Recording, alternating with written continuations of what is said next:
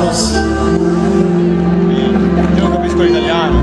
Calci tutto su una fantasia che penso sempre che tutta vita mia in ciò vorresti piacere, ma non ci faccio.